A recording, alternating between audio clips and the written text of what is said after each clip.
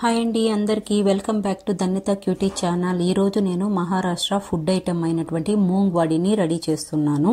మూంగ్ వాడి అంటే పెసరపప్పుతో చేసేటటువంటి ఒక ఫుడ్ ఐటమ్ అండి. ఇది చాలా టేస్టీగా ఉంటుంది. దీన్ని స్కిప్ చేయకుండా లాస్ట్ వరకు చూడండి. దీనికి కావాల్సిన ఐటమ్స్ ఏంటి, దీని ప్రాసెస్ ఏంటి అనేది నేను ఇక్కడ చూపిస్తున్నాను. ఒకసారి చూసి మీరు కూడా ట్రై చేయండి. ఒక బౌల్ తీసుకొని అందులోకి మనము పెసరపప్పును వేసి వాటర్ వేసి 1 or 2 times దీన్ని క్లీన్ చేసుకోవాలి. ఇలా క్లీన్ చేసుకుంటే దాంట్లో ఉండేటువంటి డస్ట్ పార్టికల్స్ అన్నీ కూడా వెళ్ళిపోతాయి.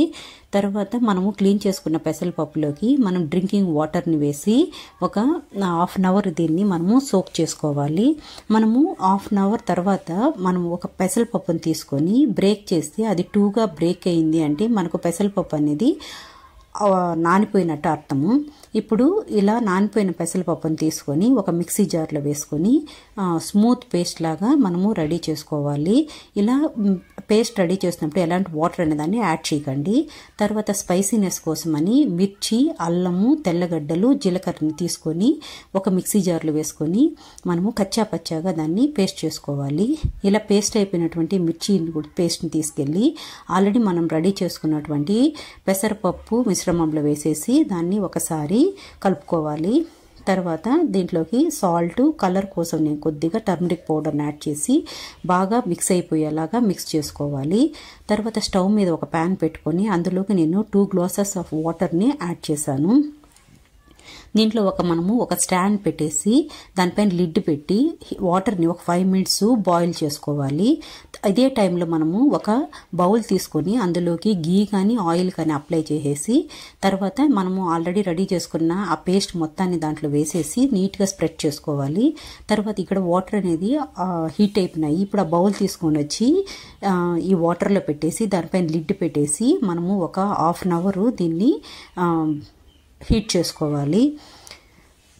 ఇప్పుడు 1/2 hour అయిపోయిన తర్వాత మనము ఒక నైఫ్ తీసుకొని దాంట్లో మనము పెట్టి చూస్తే నైఫ్కి ఎలాంటి లిక్విడ్ ఫామ్ అనేది స్టిక్ అవ్వకుండా ఉంటే మన ఫుడ్ ఐటమ్ అనేది నీట్గా బాయిల్ అయిపోయినట్టు.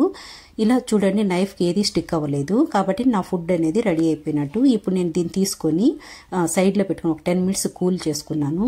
తర్వాత కూల్ అయిపోయిన తర్వాత నైఫ్ తీసుకొని మనం దీన్ని కట్ చేసుకోవాలి.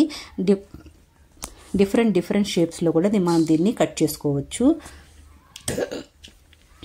మళ్ళీ స్టవ్ మీద మరొక ప్యాన్ పెట్టుకొని ఆయిల్ వేసి హీట్ చేసుకున్న తర్వాత అందులోకి నేను కొద్దిగా మస్టర్డ్ సీడ్స్ని అలాగే కర్రీ పత్తాని నెక్స్ట్ వేసుకున్నాను. తర్వాత జీరాను కూడా వేసుకొని ఒకసారి దాన్ని కలుపుకోవాలి.